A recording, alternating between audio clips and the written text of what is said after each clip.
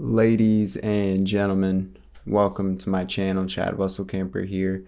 I want to make a video today talking about how to record bass and compress it, and more specifically how to compress your bass upon recording, immediately when you're recording. So it's like simulating a hardware compressor if you're at a studio that has that, where you're plugging into the into the system, and then it's going through the compressor, and then you're getting that signal.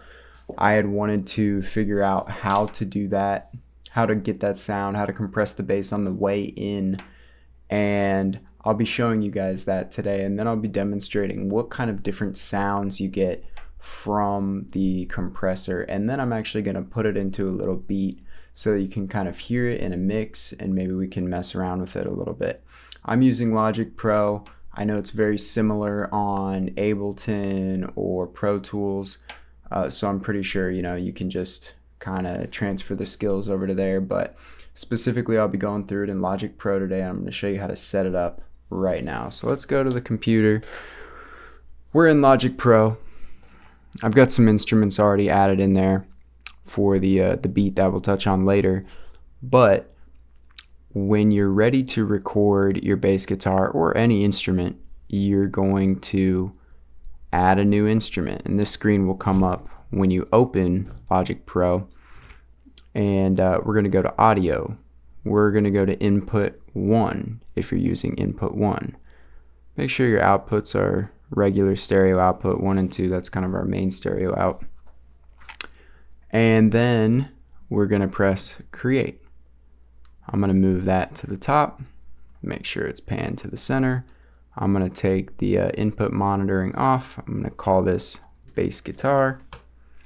Now, in order to set up the input processing compressor, we need to go to our mixer, which is this button up here. You can also press X.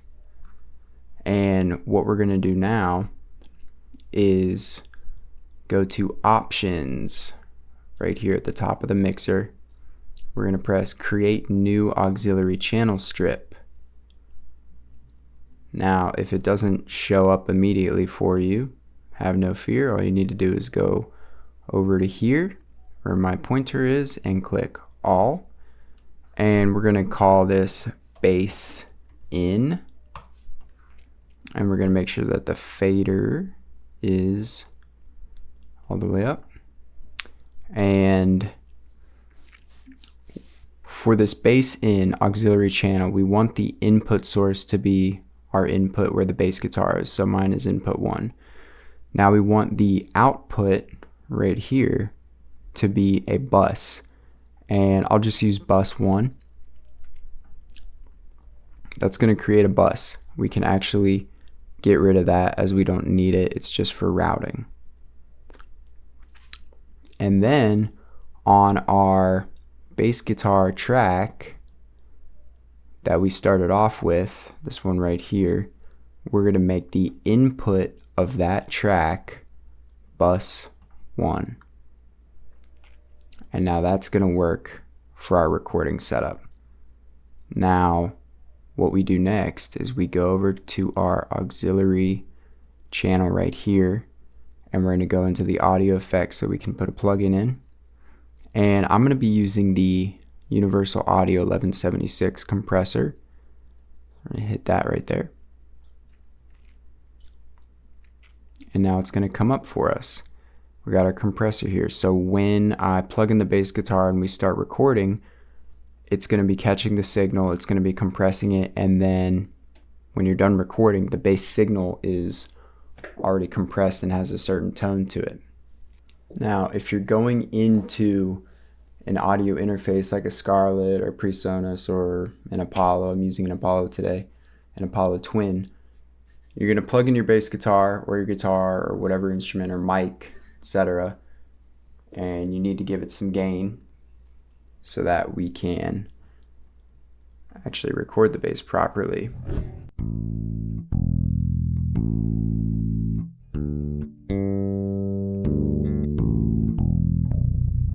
Might give it a touch more. I like the gain stage meaning the gain that you put in at the beginning on your interface, you like it to be around -12 to -6.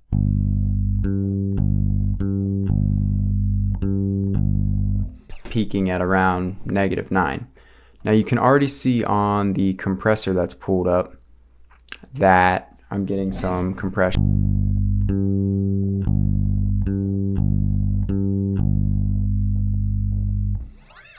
It's going all the way to 10. So what I'm going to do now, this is a little bit specific for this plugin, but I'm going to go to my headroom button right here. I'm going to take it down just a little bit. Pardon me, I'm actually going to give myself more headroom. Compressing it so much, and for the sake of the recording, I am going to turn this down a bit. We're getting like 2 dBs of compression.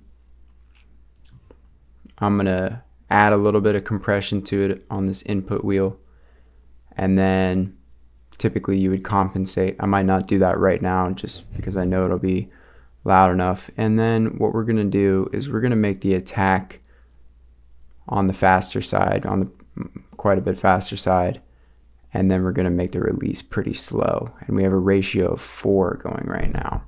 So I'm going to record that with these settings, and you can kind of see how it sounds.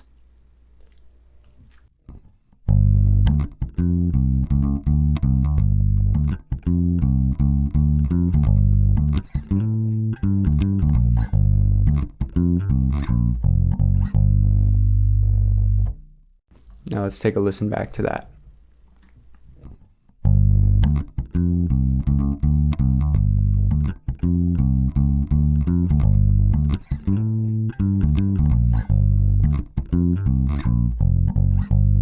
Sounding pretty good. You'll notice if you look at the actual transients of what we recorded, we're showing a generally compressed waveform here. There's still some spikes in it, which is fine. You're going to be tailoring this to the specific sound that you want.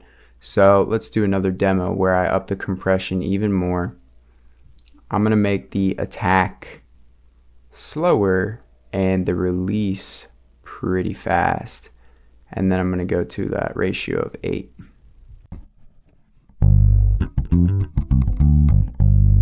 And let's record it.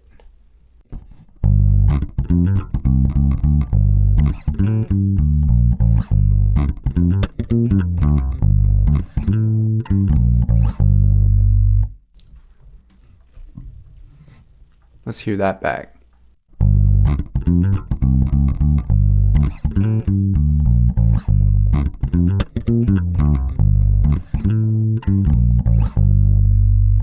Cool, that sounded pretty good. Now let's hear back the first one that we did, which had a fast attack and a slow release.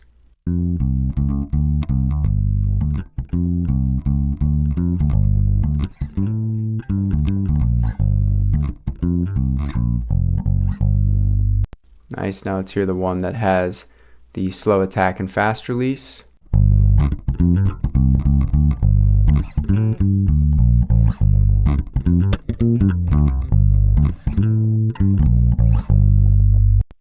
Okay, so one thing to note is that when you do a slower attack and a faster release, you're going to be getting a bit of a thumpier, pumpier sound. When you do a fast attack and a slow release, you're going to get a smoothing out sort of sound, and that's very common when you're compressing bass guitar, whether you're doing it post-production or you're doing it in the beginning.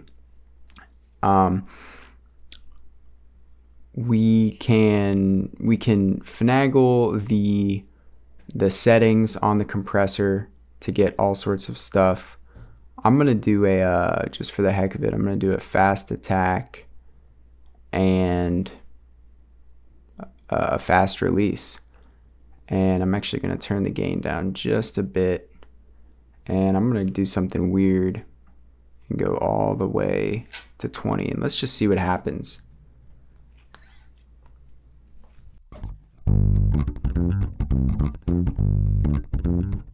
and now we're distorted, so we don't want that. I'm gonna do 12.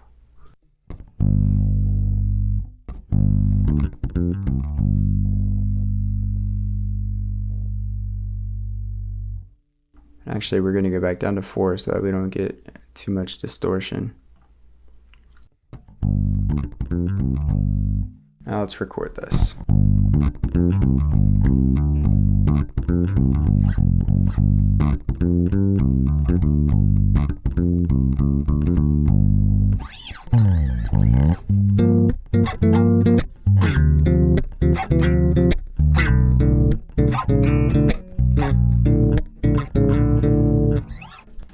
Okay, now that's real compressed in there.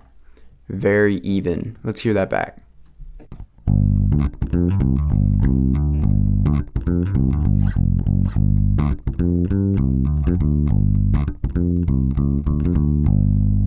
I like that. I mean, that's a compressed sound. It's very, very even, and you can really make it whatever you want. You'll have to mess around with the settings and figure out what you like best. But now what I want to do is take what we've learned here and actually go into a little recording so that you guys can see how the bass will sound in a real setting. I'm going to keep the settings on the compressor that I have right now, just because I don't think it's so bad. And we're going to start recording. This is a little beat that I made earlier just for this. Very simple.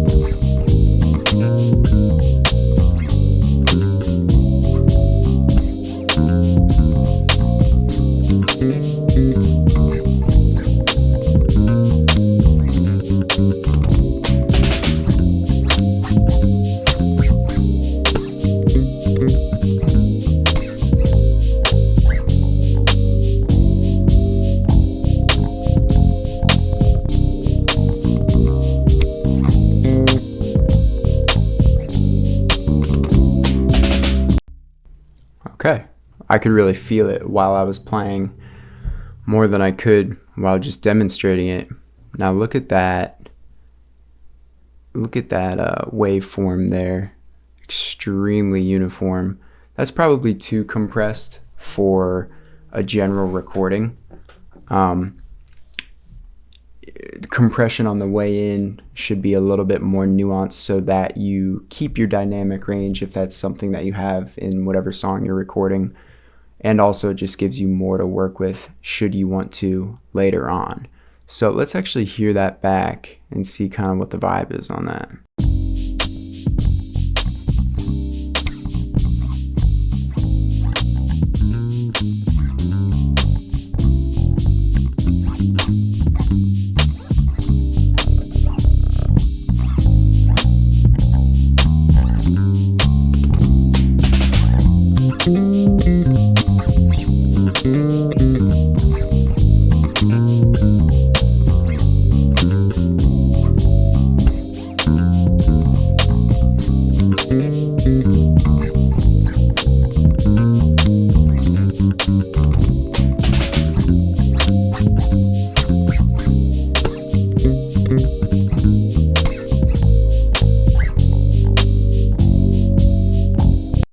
All right, I'm thinking that sounds pretty cool. I'm gonna end the video here. I think we covered some important stuff today: how to record with the compressor, how to do it on the way in so that your signal is processed upon input. And this is a really great technique. I hope you guys can take something away from it, especially bass players. If you do like the video, make sure to like and subscribe to my channel. I really appreciate it. I'm trying to post more videos, whether it be covers, information on mixing, bass reviews like I did the other day that I got from AliExpress. That's crazy. And I really appreciate all the support. So I'll see you guys on the next one, and thank you so much.